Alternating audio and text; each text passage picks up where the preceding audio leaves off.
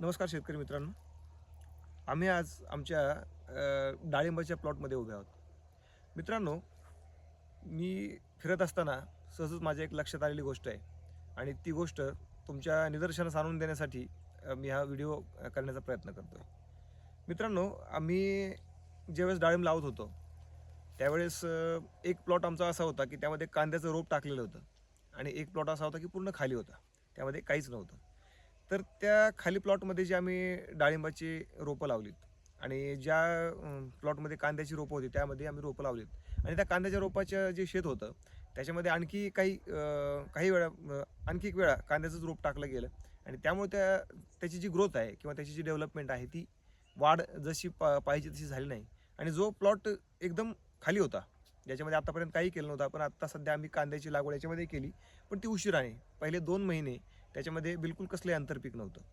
मग याच्यामध्ये मुद्दा हाच आहे, की जर आपण डाळिंबाची किंवा कुठलीही बाग शेती करत असू, तर त्याच्यामध्ये जर आपण आंतरपीक केलं, तर त्याचा नेमकं आपल्या पिकावरती किंवा आपल्या मुख्य पीक जे आहे, आपलं फळबागचे पीक आहे, तर त्याच्यावरती काय परिणाम होतो हे म्हणजे मी पाहिलं होतं.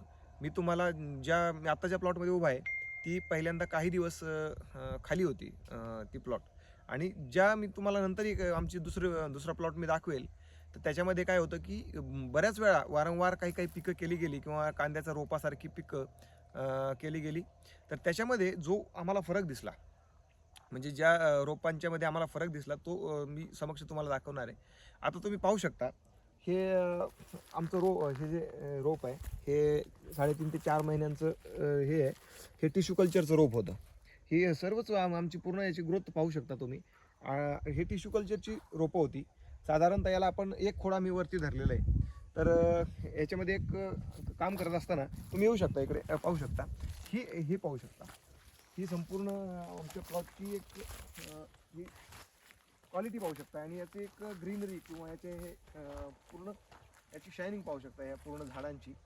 हे पूर्ण झाडांची एक क्वालिटी हे पाहू शकता. ही ही पूर्ण जी ही बाग होती, याच्यामध्ये आम्ही आतापर्यंत आंतरपीक केलं नाही, पण आता एक 2-2 फूट खोडांपासनं 2-2 फूट बाजूला जागा ठेवून एक कांद्याचं पीक आम्ही केलेलं आहे. तर त्याच्यामध्ये ते करत असताना आमच्या लक्षात आलं, की याची जी ग्रीनरी किंवा याची जी एक क्वालिटी आहे झाडांची, ती खूप उत्तम आहे. आणि आता आपण दुसऱ्या प्लॉटमध्ये जाऊ, जिथं की आम्ही सुरुवातीपासून त्यात आंतरपीक असं केलं गेलं आणि त्याची एक आम्हाला जाणवलं, की ती थोडंफार 19-20 याची झाडांची क्वालिटी तयार झाली. आपण तिकडे जाऊया.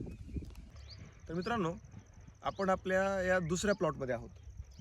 तर याच्यामध्ये वारंवार आम्ही आंतरपिकं घेतली आणि फर्टिगेशन म्हणजे याचं जे खत व्यवस्थापन म्हणा किंवा औषध फवारणी म्हणा किंवा बाकीच्या सर्व गोष्टी ज्या आहेत खत व्यवस्थापन ह्या समान आहेत. म्हणजे हा प्लॉट आमच्या खाली लागूनच या बाजूला आमच्या तो प्लॉट आहे आणि हा प्लॉट वरती आहे. त्याच्या सर्व गोष्टी समसमान करून आम्हाला याचा जर रिझल्ट आला आहे, तर तुम्ही पाहू शकताय, हे एकाच दिवशी लागवड केलेलं झाड आहे. याच्या पुढेही तुम्ही पाहू शकताय, याची क्वालिटी किंवा याचं जे ग्रोथ आहे, याची वाढ आहे, हे पाहू शकताय. म्हणजे हे बघा, ही रोपं आहेत. तर याच्यामधून एक लक्षात येत आहे, की एका दिवशी लागवड केलेली किंवा एका दिवशी एकसारखी मेहनत केलेली जी आमची रोपं आहेत, जी आमची बाग आहे, त्याच्यामध्ये जमीन आसमानाचा फरक आम्हाला त्याच्यामध्ये दिसू लागला आहे. कारण त्याच्यामध्ये त्याचे जे आंतरपीक होतं, त्याच्यामध्ये थोडंसं सुरुवातीला जर असं होतं, की आम्ही ज्यावेळेस म्हणजे डाळिंबाची लागवड केली होती, त्यावेळेस पूर्ण रोप टाकलेलं होतं शेतामध्ये आणि त्याच्या रोपाच्या मध्ये कुठंतरी झाडं आम्हाला लावावी लागली होती.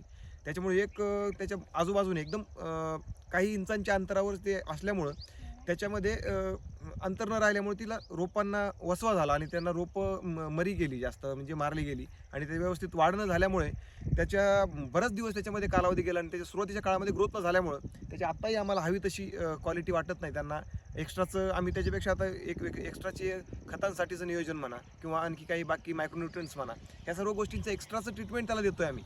पण आत्ता त्याची एक म्हणतात ना, बालपणी जे म्हणजे त्याचं जे पालनपोषण झालं ते व्यवस्थित न झाल्यामुळे आम्हाला आज ह्या परिस्थितीला या ठिकाणी सामोरं जावं लागतं आहे. मित्रांनो, आम्हाला अडचण अशी आहे, की आमच्याकडं बेताची शेती आहे. आम्ही मी स्वतः काय खूप मोठा शेतकरी नाही आहे, की माझं 5 एकर क्षेत्र ऑलरेडी नारळासाठी गुंतलेलं आहे आणि हे 2.5 एकर म्हणजे 10 एकरच्या आसपास मला शेती आहे. तर त्याच्यामधलं 2.5 एकर शेत आता ह्या डाळिंबाच्या याच्यासाठी मला पर्याय नव्हता. मला इथं आंतरपीक केल्याशिवाय काही माझ्याकडे ऑप्शन नव्हता. त्यामुळे मला आंतरपीक करणं हे गरजेचं आहे. पण ज्या शेतकऱ्यांकडे जास्तीची शिल्लक शेती आहे, त्या शेतकऱ्यांच्यासाठी एक आपण विचार करायला पाहिजे, की आपण आंतरपीक ज्यावेळेस करण्याचा प्रयत्न करतो, त्यावेळेस आपलं जे मुख्य पीक आहे, जे फळबाग आहे, त्या फळबागेला काही ना काही प्रमाणामध्ये एक फटका बसत असतो आणि तो फटका कशाप्रकारे बसतो हे आपण समक्ष पाहिलं आहे. तर मी एवढं सांगेन, की आपण ज्यावेळेस बाग शेतीचे कुठलीही बाग असू देत, म्हणजे कुठल्याही फळबागा शेती असू द्यात, त्याच्यामध्ये जर आंतरपीक केलं तर त्याचा थोडाफार का होईना परिणाम, काही टक्क्यामध्ये का होईना परिणाम हा मुख्य जे फळबाग आपण जे पीक असतं त्याच्यावरती होत असतो. त्यामुळे एक विचार आपण मध्ये आंतरपीक घेताना हा केला पाहिजे. धन्यवाद मित्रांनो.